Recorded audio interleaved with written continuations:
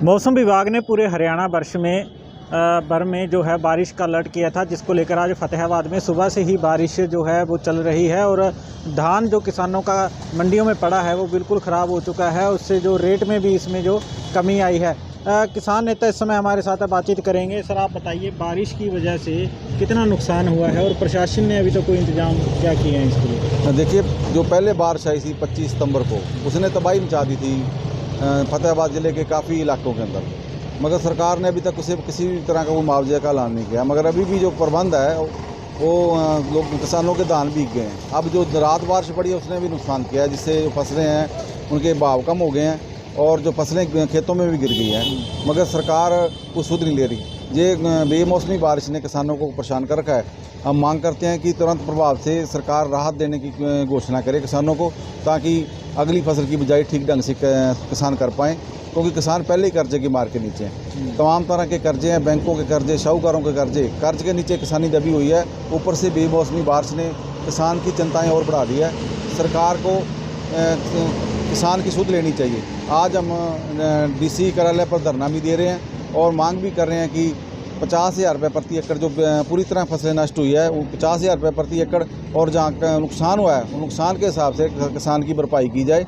और जो बीमा कंपनियाँ हैं वो बीमा तो काट लेती है, मगर अब किसान को देने के लिए उनके पास कोई पैसा नहीं। वो भी एक फ्रॉड है, और जिसमें एक नंबर में जो किसान के पैसे है वो 2 नंबर में ले जाते हैं करके, क्योंकि बैंक के अंदर जिसने भी केसीसी बना रखी है, बैंक से सीधा मान लो बगैर ही किसान की सहमति से बीमा कंपनियां पैसे काट लेती है। ये भी एक बहुत बड़ा फ्रॉड है। मगर अब जब किसान क्लेम की बात करेगा तो देने को उनके पास कुछ नहीं है। इसलिए हमारा संगठन पगड़ी संभाल जट्टा किसान संघर्ष समिति हरियाणा की सरकार से मांग करता है कि प्रदेश भर में जहाँ भी नुकसान हुआ है वो किसानों को तुरंत प्रभाव से उनका मुआवजा घोषित करना चाहिए। मौसम विभाग ने पहले अलर्ट कर दिया था बारिश को लेकर ना, मंडियों में जो धान किसान का पड़ा है बिल्कुल ख़राब हो चुका है, रेट में भी कमी आई है।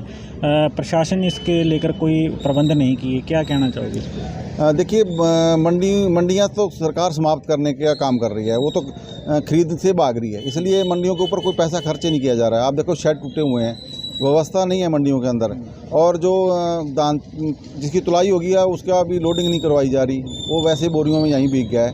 और किसान परेशान है, कोई तरपालों का प्रबंध नहीं है, कोई व्यवस्था नहीं है। और मौसम विभाग ने चाहे अलर्ट किया हो, सरकार तो किसानों को बर्बाद करने पर तुरी हुई है। इसलिए वो ये भगवान के आश्रय किसान अपनी फसल बेच रहे हैं और ज़िंदगी जी रहे हैं, मगर सरकार अपने जो सरकार का फ़र्ज है उससे भाग रही है। आज आप धरना प्रदर्शन भी कर रहे हो, आगे की रणनीति क्या रहेगी इस पर? देखिए, इस मसले पे बहुत से इलाके ऐसे हैं जहाँ सीम वाले इलाके जहाँ पानी भरा पड़ा है। फतेहाबाद का इलाका, हिसार का इलाका और सरसे का इलाका, कुछ जहाँ 4-4 फुट पानी भी खेतों में खड़ा है, और पानी निकासी की बात है, मकान भी गिर गए। जहाँ किसानों को नुकसान हुआ, मजदूरों का भी काम भी चला गया और मकान भी गिर गया। मजदूरों के मकान भी गिरे बहुत सारे, क्योंकि जिस इलाके में मजदूरों को काम मिलना था, जिस क्षेत्र में फसल बर्बाद हो चुकी है, वहाँ मजदूर भी बेले हो गए। हम मजदूरों को भी मुआवजा देने की बात कर रहे हैं और किसानों को भी मुआवजा देने की बात कर रहे हैं। हरियाणा सतर पर एक बड़ा आंदोलन करेंगे। 14 तारीख को हम आदमपुर में एक बड़ा प्रदर्शन करने जा रहे हैं, क्योंकि आदमपुर का उपचुनाव है और सरकार यहाँ वहाँ विकास के गीत गा रही है, मगर हम वहाँ की जनता को बता के आएंगे कि सरकार लोगों के साथ कैसे छल कर रही है। आने वाली 14 अक्टूबर को आदमपुर की सड़कों पर हज़ारों किसान उतरेंगे और सरकार को हराने का काम करेंगे। क्या लगता है, आदमपुर उपचुनाव है, उसको लेकर किसान किसी अन्य पार्टी को समर्थन दे सकते हैं? देखिए, हम किसी वोट की अपील नहीं करेंगे किसको डालें, मगर हमारा संगठन का जो फैसला है बीजेपी और जेजेपी को राया जाए, क्योंकि 750 किसानों ने अपनी शहादतें दी हैं, जानें दी हैं, और ये कारण बने हैं उनकी जान का, और इनकी वजह से किसानों ने अपनी जान गंवाई है। इसलिए बीजेपी को वोट ना करे, चाहे किसी को दे दे, वोट की किसी के पक्ष में प्रचार नहीं करेंगे, क्योंकि वोट से कोई तब्दीली नहीं आती। हमारे संगठन का साफ समझदारी है। हम भगत सिंह के विचारों पे काम करते हैं, चाचा अजीत सिंह के विचारों पे काम करते हैं, और ये व्यवस्था मान लो आंदोलनों के तहत ही बदली जा सकती है।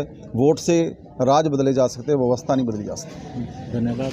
तो ये हमारे साथ मनदीप नथवान थे, किसान संघर्ष समिति के संयोजक, जिन्होंने बताया कि 14 अक्टूबर को आदमपुर विधानसभा के अंदर बहुत बड़ा जो है वहाँ पर इकट्ठ किया जाएगा, जिसको लेकर बीजेपी और जेजेपी के जो विकास के गीत लगातार सरकार गा रही है उसके खिलाफ वहाँ पर इकट्ठ करते हुए लोगों को बीजेपी और जेजेपी के खिलाफ वोटिंग करने की जो अपील भी की जाएगी। और वहीं किसान आज फतेहाबाद के अंदर धरना प्रदर्शन भी कर रहे हैं। ख़राब हुई फसलों का मुआवजे को लेकर यहाँ पर लगातार मांग कर रही है। फतेहाबाद डीसी साहब को भी ज्ञापन दिया जाएगा और लगातार किसान जो है अपने मांगों को लेकर प्रदर्शन करते हुए नजर आ रहे हैं।